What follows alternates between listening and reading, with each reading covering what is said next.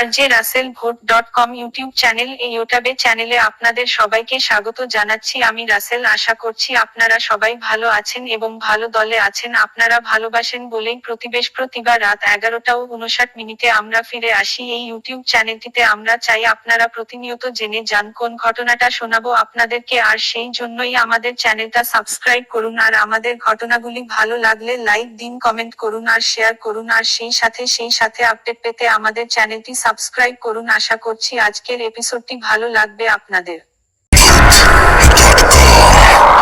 আমার নাম ফাতেমা খাতুন, আর শুধু আমার নামটাই আমি বললাম, আর আমার পরিবারের ব্যাপারে কিছু বলবো না, তার জন্য ক্ষমা চেয়ে নিচ্ছি। পুরো গল্পের সাথে থাকলে আমার পরিবারের ব্যাপারে সবকিছু জানতে পারবেন। আর তাছাড়া সমস্ত ভোট.com শ্রোতাগণদেরকে বলছি, এই গল্পটা আমার জীবনে ঘটেছিল, তাই আমি রাসেল ভাইকে গল্পটা আমি ভূত এফএম-এ বলার জন্য অনেক ধন্যবাদ জানাচ্ছি।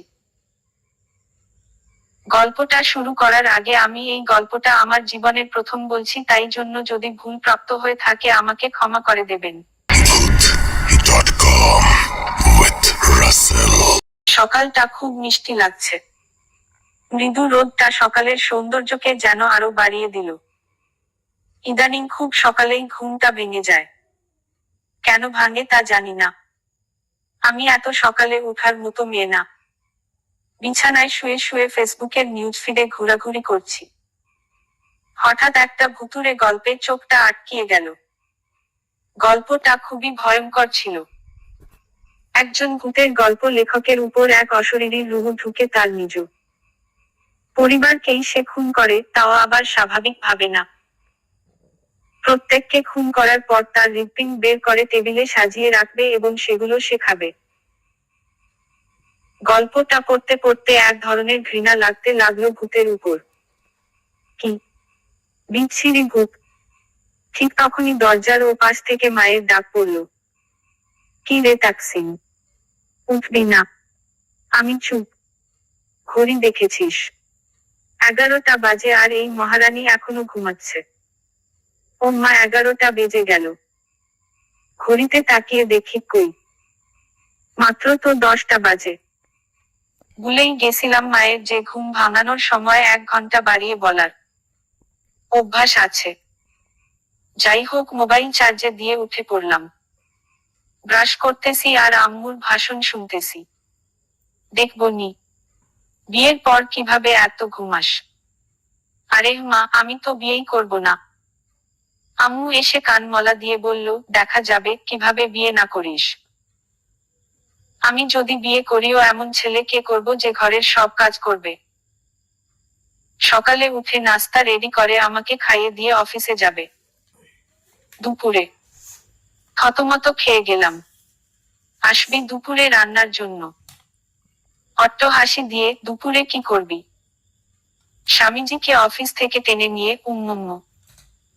না মানে, আরে তখন আমি রান্না করব। হাসতে হাসতে বলল, হয়েছে, এবার তাড়াতাড়ি নাস্তাটা করে নি, কলেজের টাইম হয়ে গেছে। আমি আর মা নাস্তা খাচ্ছি। ওই বাড়িতে আমি, আম্মু, আব্বু, ছোট ভাই থাকি। বড় আপুর বিয়ে হয়ে গেছে। আব্বু অফিসে আর ছোটটা সারাদিন মাদ্রাসায় থাকে। আমরা মা মেয়ে সারাদিন বাসায় থাকি। যদি কলেজ যাই তাহলে মা একাই থাকে। একটি মন্তব্য লিখুন। খাওয়া শেষে রুমে চলে আসলাম। আকাশটা হঠাৎ করেই অন্ধকার হয়ে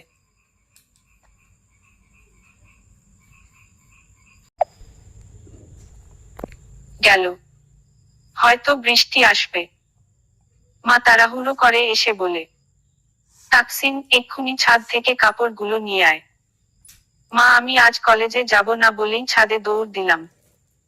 মেলে দেয়া কাপড়গুলো নিয়ে এলাম। মা, বৃষ্টিতে গোসল করব। যা, কিন্তু জলদি আসবি, না হলে ডাল ঘুটনির বাড়ি একটাও মাটিতে পড়বে না। আচ্ছা মা, বলেই আবার দৌড় দিলাম ছাদে। চুলগুলো খুলে দাঁড়িয়ে আছি ছাদের এক পাশে। খুব বাতাস বইছে। বাতাসের তালে তালে আমার বেসুরা কণ্ঠে গান গাইছি, তাও আবার খুব জোরে জোরে। টিপ টিপ বৃষ্টিতে মন ভালো নেই। যারে যা, মন ভিজে আয় না রে। গুন গুন বাতাসে মন ভালো নেই, যারে যা মন ভেসে জানারে। গানের সাথে সাথে নাচার তালও ছিল। নাচতে নাচতে খেয়াল করলে পাশের বাসার একটা ছেলে আমার দিকে তাকিয়ে আছে আর মিটি মিটি হাসছে। আমি নাচ গান থামিয়ে ছাদের অন্য পাশে চলে গেলাম। আর ভাবলাম ছেলেটা এইখানে কি করে? এই বাসায় তো কেউ থাকে না অনেক আগে থেকেই। তাহলে এই ছেলে কি করে আসলো? আবার ভাবলাম হয়তো নতুন ভাড়াটিয়া এসেছে।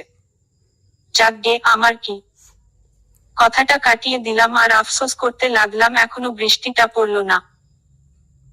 বাতাসের কারণে মেঘ ও সরে গিয়ে সূর্যি মামা উকি দিচ্ছে। কি আর করার, মায়ের ভয়ে রুমে চলে গেলাম। আগে আমি সকলের কাছে ক্ষমা চেয়ে নিচ্ছি, কারণ আমি একটি কারণবশত পুরো গল্পটা দিতে পারিনি। আমি অত পর্বটা দিয়েছি, খুব শীঘ্রই আবার দ্বিতীয় পর্বটা নিয়ে আসবো। ততক্ষণের জন্য সবাই ভালো থাকবেন, সুস্থ থাকবেন, আর আপনারা সকলেই RJ-Russell-Vote.com সাথে থাকবেন। Vote.com with Russell.